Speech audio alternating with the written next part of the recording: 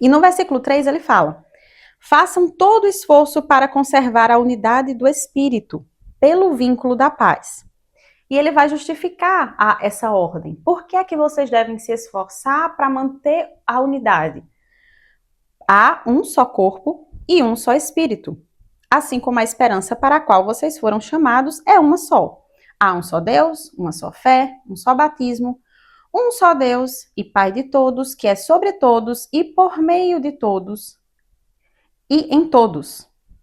Então, Paulo fala que, olha, há um só Deus, um só Senhor. E isso não é um chamado a vivermos uma vida unificada, né? Então quer dizer que os crentes têm que ser uma produção em série, todo mundo igual, todo mundo tem que se vestir igual, pensar igual, ter as mesmas preferências, ter os mesmos jeitos, o jeito de falar, o jeito de...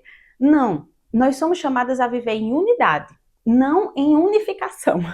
São coisas diferentes.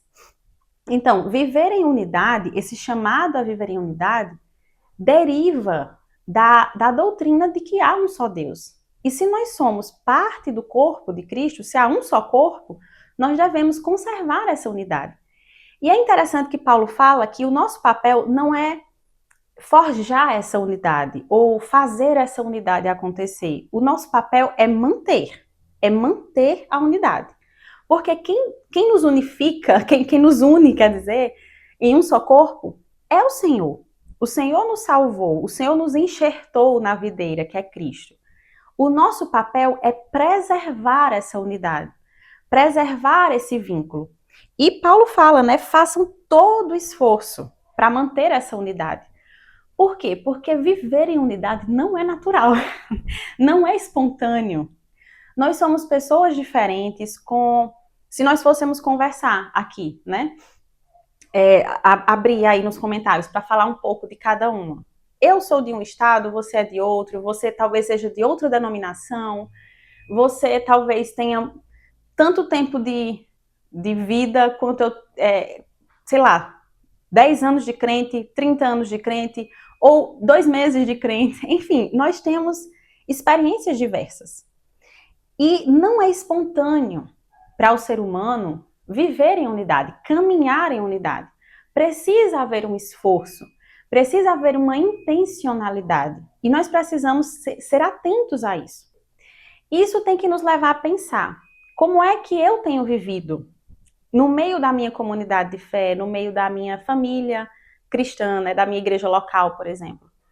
Eu tenho me esforçado para viver em unidade? Ou eu tenho... Eu lembrei de uma cena de Gilmore Girls, não sei se vocês assistem, mas eu gosto muito dessa série, né? Claro, não é uma série cristã, tá? Nós vamos conversar um pouquinho sobre isso também, sobre o consumo da cultura, né?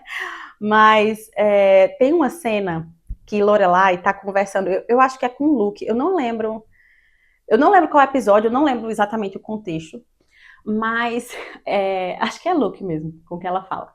E Luke fala alguma coisa tipo assim, que ela estava sendo muito rigorosa, que ela estava sendo muito dura com alguma coisa lá.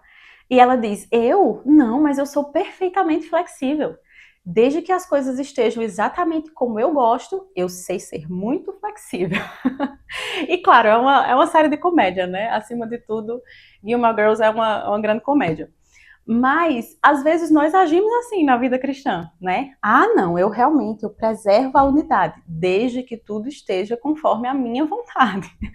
Eu me esforço para viver em comunidade com os meus irmãos em Cristo, desde que tudo saia segundo a minha vontade, segundo a minha preferência. Se não for do jeito que eu quero, então eu bato o pé e me nego a fazer, me nego a andar de acordo. Nós precisamos ter cuidado com isso, porque nós não somos chamadas a viver impondo as nossas preferências. Veja, não é pecado, Deus nos fez únicas e nós temos preferências, histórias, como eu falei, até certas crenças mesmo, né?